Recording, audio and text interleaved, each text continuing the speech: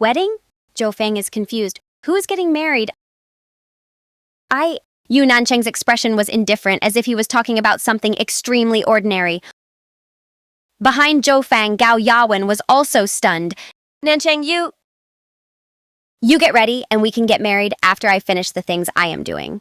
Yu Nancheng's attitude was too calm, but this news was jaw-dropping news for Gao Yawen, who had been his nominal fiancé for 5 years, and Zhou Fang, the assistant who knew him best. Zhou Fang walked away in shock while Gao Yawen was in a trance, as if in a dream. It took her a while to come back to her senses. Nancheng, are you serious?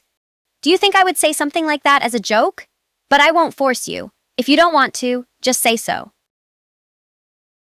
I do. I have been waiting for you to say this for 5 years. Gao Yawen was overjoyed. There was not much joy on Yu Nancheng's face, only expressionless calmness.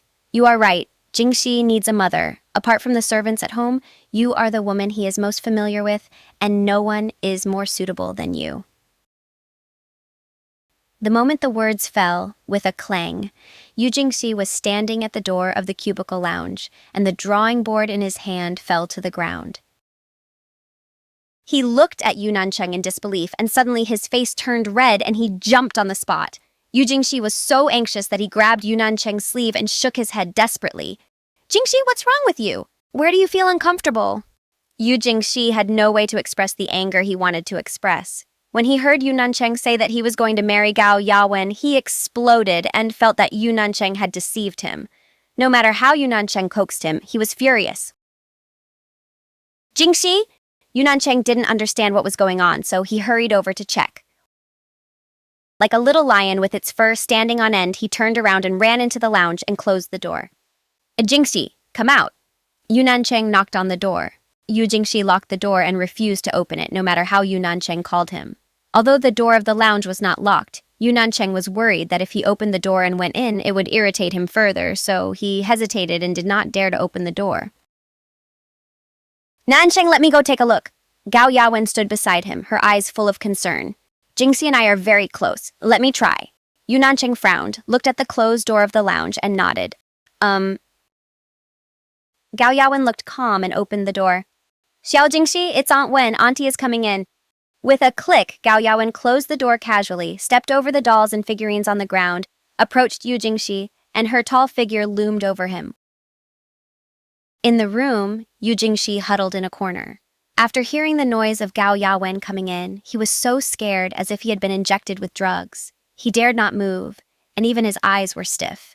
Yu Jingxi squatted down with his arms folded, shivering.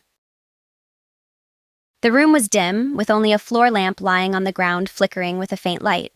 Gao Yawen's eyes held a strange tenderness, which made her look even more depressed. Gao Yawen lowered her voice and said, Didn't Auntie tell you to be a good boy, huh? Yu Jingxi clung to the back, his eyes filled with fear and helplessness.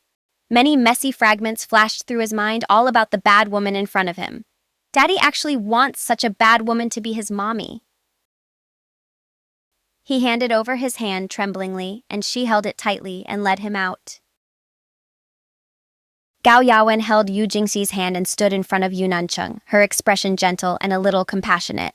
Nancheng, Jingxi has calmed down. I will film less in the future and take care of him with you. If we live together, this won't happen anymore. Gao Yawen smiled gently, and that smile was all the nightmares in Yu Jingxi's few childhood memories.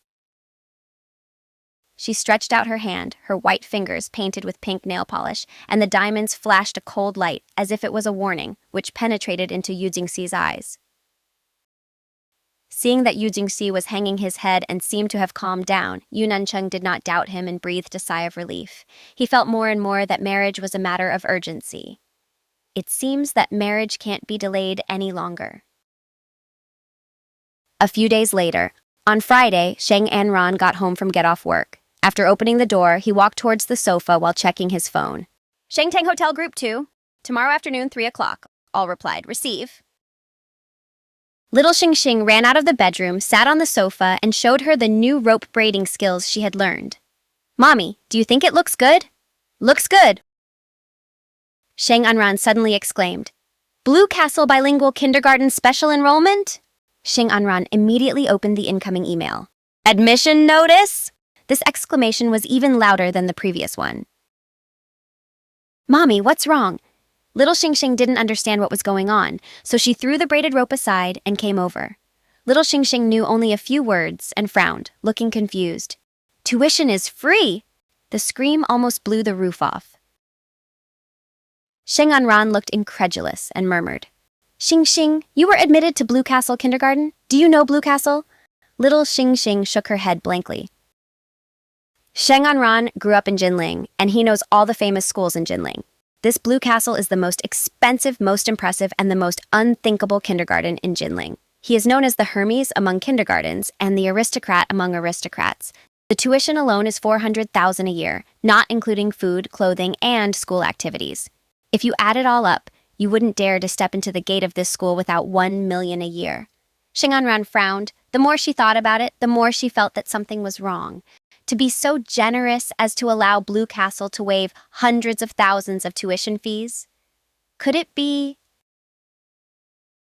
There is no one else except that person who has such great ability and generosity and has reasons to help her.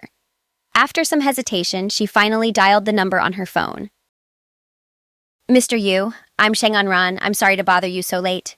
Apart from Yu Nancheng, she really couldn't think of anyone around her who would waste millions without blinking an eye. On the phone, Yu Nancheng's voice was very cold. What's the matter? Excuse me, I just received an admission notice from Blue Castle Bilingual Kindergarten. Was it your help? You saved Jingxi. It's just a small favor. Don't worry about it. This return gift is too heavy. This is just a small favor. Sheng Anran didn't know how to explain the frustration in her heart. She hesitated for a long time but couldn't find the right words, for fear that she would accidentally make people think she was taking advantage of her. If he was willing to help with the government approval of the private kindergarten she had been eyeing, she would definitely be grateful right now. But why did he choose Blue Castle? Even if he solved the problem of spending money, could Xiao Xingxing accept this environment full of rich second generations on school? Little Xingxing had been eavesdropping openly for a while and had understood most of what was going on. She was secretly delighted and said proudly, Uncle Yu likes me because I am cute. He helped me arrange a school. Maybe I'll become his daughter in the future. What's wrong with helping his daughter? Sheng Anran pinched her chubby cheeks. Keep talking nonsense to me. I haven't settled the score with you for what happened at the Japanese restaurant last time, so don't provoke me. Sheng Xiaoxing curled her lips and muttered, I'm not talking nonsense. Judging from all the current signs, Uncle Yu still cares about Mommy very much. The old man said he never cared about women. Helping you like this now, isn't this the beginning of love? Oh, Mommy, when will you be more careful? Mommy, when will you be able to make some progress and grow up? If you don't work hard in life, how can you eat delicious food and drink spicy drinks? How can you beat all kinds of women to stand out and marry into a wealthy family? Sheng Xiaoxing was immersed in the joy of her impending success. What are you thinking about? If you have time, why not help with the housework? What is that? Sheng Anran suddenly exclaimed, staring at the thick documents and subscription magazines that Xing Xing was holding. It arrived today with express delivery. With a pop, it accidentally hit the pile of newspapers and magazines, and they all fell onto the carpet with a crash. I was so focused on looking at Blue Castle's admission letter that I didn't even come across this. Sheng Anran bent down to pick it up, took a look at it, and frowned tightly. Invitation? It's an engagement invitation. A bright red color was particularly dazzling. It fell from the pile of magazines in front of Sheng Anran and just landed on the soles of her feet.